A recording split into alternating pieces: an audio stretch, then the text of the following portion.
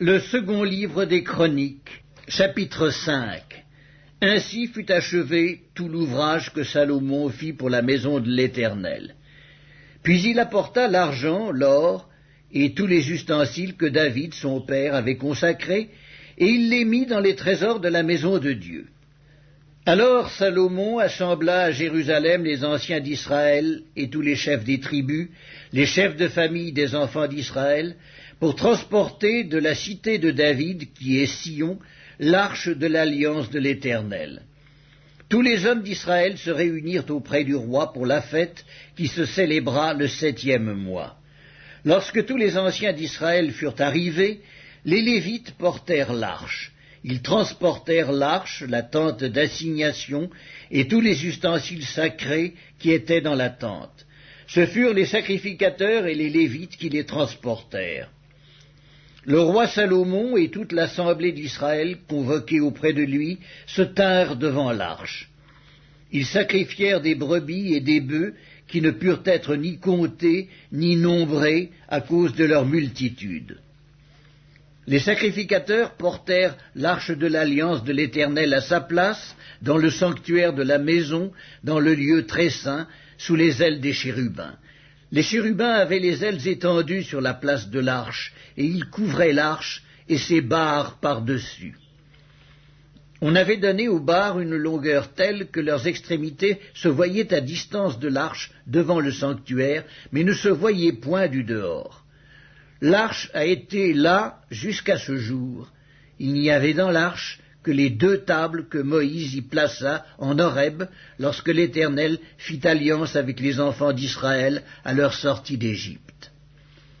Au moment où les sacrificateurs sortirent du lieu saint, car tous les sacrificateurs présents s'étaient sanctifiés sans observer l'ordre des classes, et tous les Lévites qui étaient chantres, Asaph, Héman, Jéduthun, leurs fils et leurs frères, revêtus de byssus, se tenaient à l'orient de l'autel avec des cymbales, des luths et des harpes, et avaient auprès d'eux 120 sacrificateurs sonnant des trompettes. Et lorsque ceux qui sonnaient des trompettes et ceux qui chantaient, s'unissant d'un même accord pour célébrer et pour louer l'Éternel, firent retentir les trompettes, les cymbales et les autres instruments, et célébrèrent l'Éternel par ces paroles, car il est bon, car sa miséricorde dure à toujours. En ce moment, la maison de l'Éternel, fut remplie d'une nuée. Les sacrificateurs ne purent pas y rester pour faire le service à cause de la nuée, car la gloire de l'Éternel remplissait la maison de Dieu. Le second livre des Chroniques, chapitre 6. Alors Salomon dit: L'Éternel veut habiter dans l'obscurité, et moi j'ai bâti une maison qui sera ta demeure, un lieu où tu résideras éternellement. Le roi tourna son visage et bénit toute l'assemblée d'Israël. Et toute l'assemblée d'Israël était debout. Et il dit: Béni soit l'Éternel, le Dieu d'Israël, qui a parlé de sa bouche à David mon père, et qui accomplit par sa puissance ce qu'il avait déclaré, en disant: Depuis le jour où j'ai fait sortir mon peuple du pays d'Égypte, je n'ai point choisi de ville parmi toutes les tribus d'Israël pour qu'il y fût bâti une maison où résida mon nom, et je n'ai point choisi d'homme pour qu'il fût chef de mon peuple d'Israël, mais j'ai choisi Jérusalem pour que mon nom y résidât, et j'ai choisi David pour qu'il régnât sur mon peuple d'Israël. David, mon père, avait l'intention de bâtir une maison au nom de l'Éternel, le Dieu d'Israël. Et l'Éternel dit à David, mon père: Puisque tu as eu l'intention de bâtir une maison à mon nom, tu as bien fait d'avoir eu cette intention. Seulement, ce ne sera pas toi qui bâtiras la maison, mais ce sera ton fils, sorti de tes entrailles, qui bâtira la maison à mon nom. L'Éternel a accompli la parole qu'il avait prononcée. Je me suis élevé à la place de David mon père, et je me suis assis sur le trône d'Israël, comme l'avait annoncé l'Éternel, et j'ai bâti la maison au nom de l'Éternel, le Dieu d'Israël. J'y ai placé l'arche où est l'alliance de l'Éternel, l'alliance qu'il a faite avec les enfants d'Israël. Salomon se plaça devant l'autel de l'Éternel, en face de toute l'assemblée d'Israël, et il étendit ses mains. car Salomon avait fait une tribune d'airain et l'avait mise au milieu du parvis. Elle était longue de 5 coudées, large de 5 coudées et haute de 3 coudées. Il s'y plaça, se mit à genoux en face de toute l'assemblée d'Israël, et étendit ses mains vers le ciel. Et il dit, « Ô Éternel, Dieu d'Israël, il n'y a point de Dieu semblable à toi dans les cieux et sur la terre.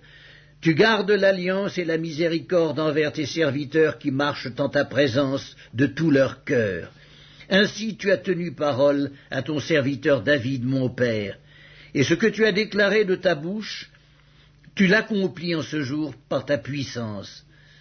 Maintenant, Éternel, Dieu d'Israël, observe la promesse que tu as faite à David, mon père, en disant, « Tu ne manqueras jamais devant moi d'un successeur assis sur le trône d'Israël, pourvu que tes fils prennent garde à leur voie et qu'ils marchent dans ma loi comme tu as marché en ma présence. Qu'elle s'accomplisse donc, ô Éternel, Dieu d'Israël, la promesse que tu as faite à ton serviteur David. » Mais quoi, Dieu habiterait-il véritablement avec l'homme sur la terre? Voici, les cieux et les cieux des cieux ne peuvent te contenir. Combien moins cette maison que j'ai bâtie. Toutefois, Éternel mon Dieu, sois attentif à la prière de ton serviteur et à sa supplication. Écoute le cri et la prière que t'adresse ton serviteur. Que tes yeux soient jour et nuit ouverts sur cette maison, sur le lieu dont tu as dit que là serait ton nom. Écoute la prière que ton serviteur fait en ce lieu. Daigne exaucer les supplications de ton serviteur et de ton peuple d'Israël lorsqu'ils prieront en ce lieu. Exauce du lieu de ta demeure, des cieux, exauce et pardonne. Si quelqu'un pêche contre son prochain, et qu'on lui impose un serment pour le faire jurer, et s'il vient jurer devant ton autel, dans cette maison, écoute-le des cieux, agis et juge tes serviteurs, condamne le coupable et fais retomber sa conduite sur sa tête. Rends justice à l'innocent et traite-le selon son innocence. Quand ton peuple d'Israël sera battu par l'ennemi pour avoir péché contre toi, s'ils reviennent à toi et rendent gloire à ton nom, s'ils t'adressent des prières et des supplications dans cette maison, exauce-les des cieux, pardonne le péché de ton peuple d'Israël et ramène-les dans le pays que tu as donné à eux et à leurs pères. Quand le ciel sera fermé et qu'il n'y aura point de pluie à cause de leurs péchés contre toi, s'ils prient dans ce lieu et rendent gloire à ton nom, et s'ils se détournent de leurs péchés parce que tu les auras châtiés, exauce-les des cieux, pardonne le péché de tes serviteurs et de ton peuple d'Israël, à qui tu enseigneras la bonne voie dans laquelle ils doivent marcher, et fais venir la pluie sur la terre que tu as donnée pour héritage à ton peuple. Quand la famine, la peste, la rouille et la nielle, les sauterelles d'une espèce ou d'une autre, seront dans le pays, quand l'ennemi assiégera ton peuple dans son pays, dans ses portes, quand il y aura des fléaux ou des maladies quelconques, si un homme, si tout ton peuple d'Israël fait entendre des prières et des supplications, et que chacun reconnaisse sa plaie et sa douleur, et étende les mains vers cette maison, exauce-le des cieux, du lieu de ta demeure, et pardonne. Rends à chacun selon ses voies, toi qui connais le cœur de chacun, car seul tu connais le cœur des enfants des hommes, et ils te craindront pour marcher dans tes voies tout le temps qu'ils vivront dans le pays que tu as donné à nos pères.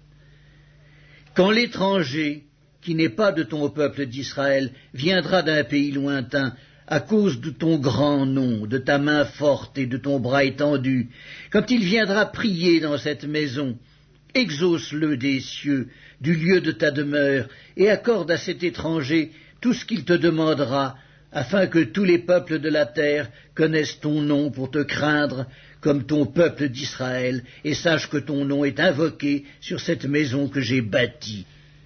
Quand ton peuple sortira pour combattre ses ennemis, en suivant la voie que tu lui auras prescrite, s'il t'adresse des prières, les regards tournés vers cette ville que tu as choisie et vers la maison que j'ai bâtie en ton nom, Exauce des cieux leurs prières et leurs supplications, et fais leur droit.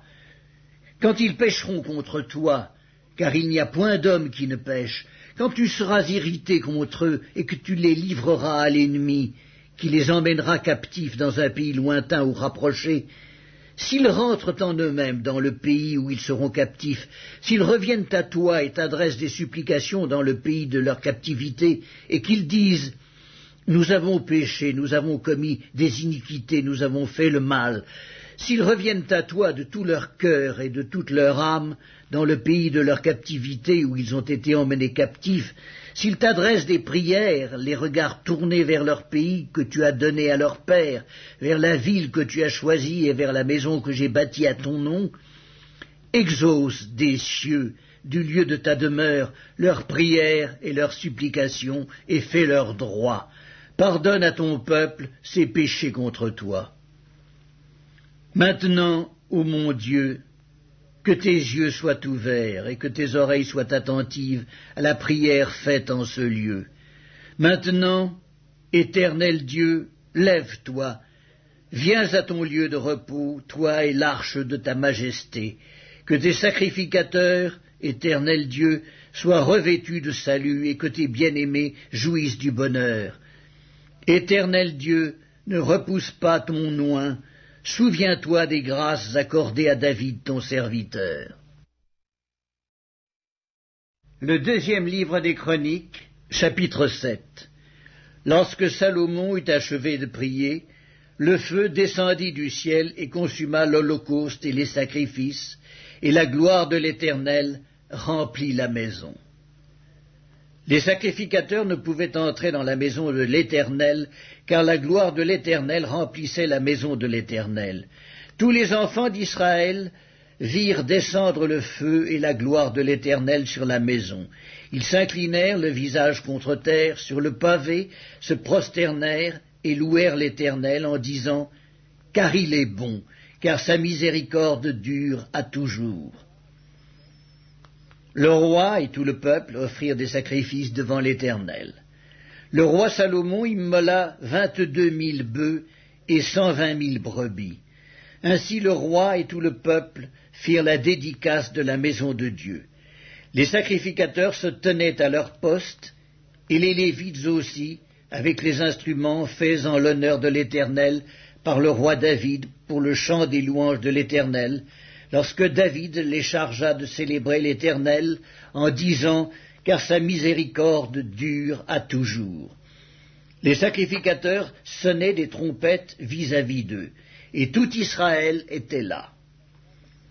Salomon consacra le milieu du parvis qui est devant la maison de l'Éternel, car il offrit là les holocaustes et les graisses des sacrifices d'action de grâce, parce que l'autel d'airain qu'avait fait Salomon ne pouvait contenir les holocaustes, les offrandes et les graisses. Salomon célébra la fête en ce temps-là pendant 7 jours, et tout Israël avec lui. Une grande multitude était venue depuis les environs de Hamath jusqu'au torrent d'Égypte. Le 8e jour, ils eurent une assemblée solennelle, car ils firent la dédicace de l'autel pendant 7 jours, et la fête pendant 7 jours. Le 23e jour du 7e mois, Salomon renvoya dans ses tentes le peuple joyeux et content pour le bien que l'Éternel avait fait à David, à Salomon et à Israël son peuple. Lorsque Salomon eut achevé la maison de l'Éternel et la maison du roi, et qu'il eut réussi dans tout ce qu'il s'était proposé de faire dans la maison de l'Éternel et dans la maison du roi, l'Éternel apparut à Salomon pendant la nuit et lui dit « J'exauce ta prière, et je choisis ce lieu comme la maison où l'on devra m'offrir des sacrifices. Quand je fermerai le ciel et qu'il n'y aura point de pluie, quand j'ordonnerai aux sauterelles de consumer le pays, quand j'enverrai la peste parmi mon peuple, si mon peuple, sur qui est invoqué mon nom, s'humilie, prie et cherche ma face, et s'il se détourne de ses mauvaises voies, je l'exaucerai des cieux, je lui pardonnerai son péché, et je guérirai son pays. Mes yeux seront ouverts désormais, et mes oreilles seront attentives à la prière faite en ce lieu. Maintenant je choisis et je sanctifie cette maison pour que mon nom y réside à jamais, et j'aurai toujours là mes yeux et mon cœur. Et toi, si tu marches en ma présence comme a marché David ton père, faisant tout ce que je t'ai commandé, et si tu observes mes lois et mes ordonnances, j'affermirai le trône de ton royaume, comme je l'ai promis à David, ton père, en disant, tu ne manqueras jamais d'un successeur qui règne en Israël. Mais si vous vous détournez, si vous abandonnez mes lois et mes commandements que je vous ai prescrits, si vous allez servir d'autres dieux et vous prosterner devant eux, je vous arracherai de mon pays que je vous ai donné, je rejetterai loin de moi cette maison que j'ai consacrée à mon nom, et j'en ferai un sujet de sarcasme et de raillerie parmi tous les peuples. Et si haut placé qu'ait été cette maison, quiconque passera près d'elle sera dans l'étonnement et dira « Pourquoi l'Éternel a-t-il ainsi traité ce pays et cette maison ?» Et l'on répondra « Parce qu'ils ont abandonné l'Éternel, le Dieu de leur père, qui les a fait sortir du pays d'Égypte, parce qu'ils se sont attachés à d'autres dieux, se sont prosternés devant eux et les ont servis. Voilà pourquoi il a fait venir sur eux tous ces maux. »